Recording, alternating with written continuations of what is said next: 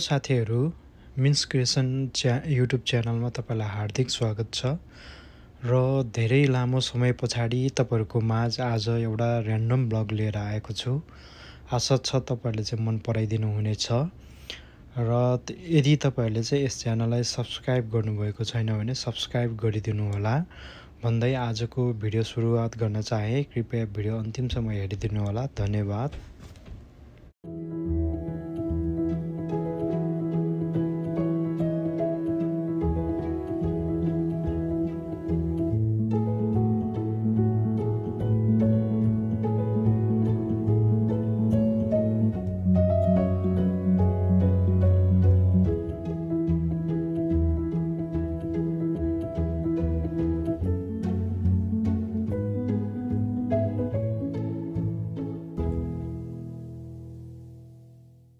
यतिखेर बेलुकाको 10 बजिसकेको अवस्था छ र यति गर्मी महसुस भइराखेको छ। यहाँ यतिखेर 28 डिग्री सेल्सियस छ। यो समरको अहिलेसम्मको सबैभन्दा चाहिँ बढी गर्मी आज 35 डिग्री सेल्सियस पुगेको थियो। यहाँ जस प्रशस्त बत्तीहरू चाहिँ हुन्छन् बाटोहरूमा, त्यसपछि पार्किङको लागि पनि स्पेसिफिक ठाउँहरू तोकिएको हुन्छ। जस्तो यहाँ देख्नुभयो त्यसरी ब्राम्ली सिटी सेन्टरतिर अहिले रेस्टुरेन्टहरूमा अझै पनि ग्राहकहरूको चाहिँ फुल होला। र ग्रोसरी स्टोरहरू चाहिँ 9 बजेतिर चाहिँ बन्द हुन्छन् जनरली। हेर्नुहोस् गेज पार्क दिउँसोको अवस्थामा हरियाली मजाले छ। उता फोटोग्राफी पनि चलिरहेको थियो।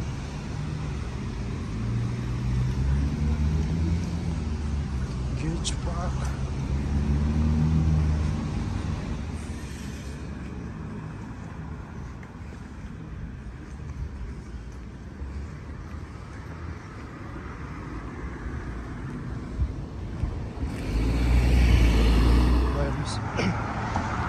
मान्छे देखिन्न, धेरै कारहरू देखिन्छ।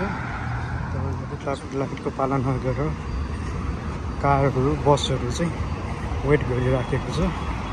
अब जब खुल्छ खुल्यो र आफ्नो साइड लाग्दैछ। यहाँ न कुनै ट्राफिक प्रहरी छ न कुनै अब ट्राफिकको चाहिँ भोलिन्टियरहरू छ। यहाँ जस्ट सिग्नलको चाहिँ साइनहरू छ, त्यसैमा चाहिँ अटोमेटेड भएर चाहिँ चलिराखेको छ। एक्ज्याक्टली म गर्मी भएर हामीबाट बस्नुको लागि यस्तो टोपी लगाइएको छ। हेर्नुहोस् यस्तो अपार्टमेन्टको अगाडि पनि सजाइएको छ। अब यो फुलाइएको छ। अब विन्टरमा त सुक्खै भएर अनि हिउँ रहन्छ अपार्टमेन्टको अगाडि। अब यतिखेर हरियाली छ एकदम। रुख बिरुवाहरूमा पनि पात लागेको एकदमै थरी थरीको फुल देख्न सकिन्छ। कुनै चाहिँ प्राकृतिक हिसाबले आफै फुलेको र कुनै चाहिँ अब मानवहरूले चाहिँ लगाएको फुलहरू चाहिँ देख्न सकिन्छ यसरी। अनि पोलहरूमा पनि झुन्ड्याइएको देख्न पाइन्छ। ल हेर्नुहोस् यतिखेर 5 बज्न लागेको अवस्था हो। समर टाइम छ। आज पानी पर्ला जस्तो छ। हप्प छ। टेम्परेचर त्यस्तै 28-29 डिग्री सेल्सियसको आसपास होला। गर्मी छ, पानी पर्ने सम्भावना छ। तपाईँले भर्खरै देख्नुभयो यहाँको पब्लिक बस। यो भर्खरै गयो। अगाडि कुनै स्टेसन घाँस काटिरहेको छ हामीले। ल हेर्नुहोस् तपाईँहरूले बाटो बाटोमा चाहिँ फुलहरू त्यसपछि बिरुवाहरू चाहिँ प्रशस्त देख्न सक्नुहुन्छ।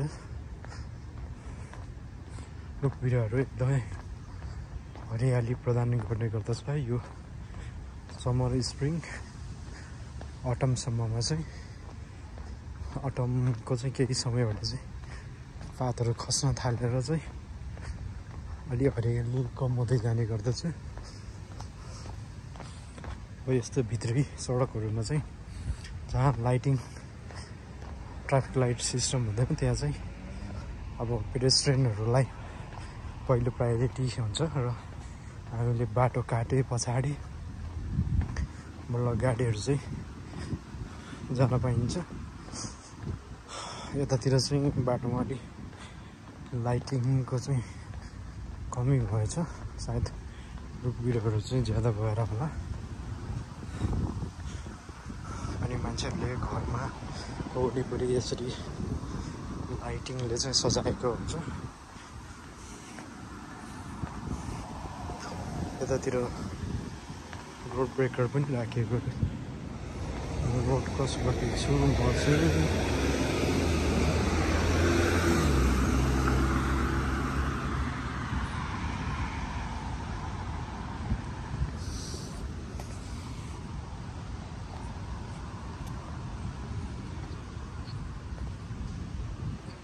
यो ड्रेनेजको होला, त्यसपछि साइडमा हरियाली सक्नुहुन्छ।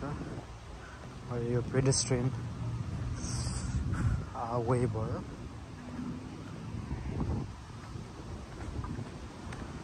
अब भित्रतिर पनि यसरी लाइटिङहरू, अनि त्यस पछाडि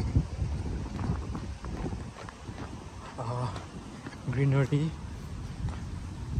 सबै म्यानेज गरेको हुन्छ। बाटोमा कुनै पनि फोहोरहरू देख्न पाइँदैन, देखिँदैन।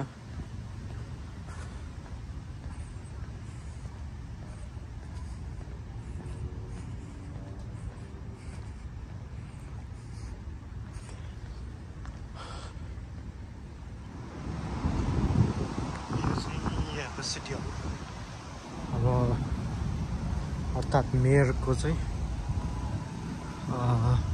कार्यालय, म्युनिसिपालिटी नगरपालिकाको अफिस भनौँ न। अब त्यस पछाडि तपाईँहरूले चाहिँ यहाँ राम्रोसँग सजावटहरू, लाइटिङहरू चाहिँ देख्न सक्नुहुन्छ। अब ठाउँ सानै भए पनि अब यसमा चाहिँ सबै सुव्यवस्थित छ। तपाईँले चाहिँ यहाँ हरियाली देख्न सक्नुहुन्छ। यहाँ पानीको चाहिँ अब छहरालाई चाहिँ व्यवस्थित गरेको छ। त्यो त्यहाँ चाहिँ अगाउदेखि देखिन्छ, तर तल होइन, यसलाई लगेर चाहिँ यतातिर चाहिँ वाटर लगेर फेरि यतै ल्याउने होला सायद। अब यो चाहिँ केन भिलान्स स्क्वायर भयो। यहाँ चाहिँ अब समर र स्प्रिङ टाइममा चाहिँ अब विभिन्न कार्यक्रमहरू, कन्सर्टहरू चाहिँ हुने गर्दछ। अब यसलाई हेर्नुहोस्, त्यो पानी सायद यहाँबाट घुमेर आएको हुनुपर्छ, यहाँबाट यता गइराखेको छ। अब यो ठाउँमा चाहिँ प्रशस्त लाइटिङ, हरियाली देख्न सक्नुहुन्छ। र यहाँ केही जानकारी दिएको छ इटोपिको क्रिकको बारेमा। त्यस पछाडि यहाँ छ ब्राम्पटन लेखिएको लाइटिङ। अब अहिले सेतो मात्र देखिएको छ, अरू बेला चाहिँ अब पिङ्क कलर, ब्लू लगायतका चाहिँ लाइटिङहरू हुने गर्थ्यो। अब यो एउटा चाहिँ मोनुमेन्ट भन्ने कि के भन्ने त्यो बनाइएको छ। त्यो चाहिँ सायद अफगानिस्तानको युद्धमा गएका सैनिकहरूको सम्झनामा बनाइएको हो। त्यसै गरी यहाँ देख्न सक्नुहुन्छ यो घुम्ने स्ट्याचु, तर यतिखेर बन्द गरेको रहेछ। तीनवटा चाहिँ लेडिजहरू को मेटालिक स्ट्याचु त्यो घुम्ने गर्दछ, आज बन्द गरिराखेको रहेछ। र तपाईँहरूले अगाडि मेन रोड देख्नुभयो, त्यसपछि तल छ गेज पार्कको भिडियो मैले पहिला पनि बनाएको थिएँ। गेज पार्कमा आजभोलि विभिन्न कार्यक्रमहरू हुने गर्दछ। विभिन्न देशका खानेकुराहरू संस्कृतिहरू झल्किने अब गीत नाचगान त्यो भन्ने गर्दछ। यो फुलहरू चाहिँ मजाले आफ्नै प्राकृतिक रूपमा फुलेको र रोपेको भेटिन्छ। त्यसले गर्दाखेरि चाहिँ ब्राम्पटनलाई चाहिँ अब फ्लावर सिटी भनिन्छ।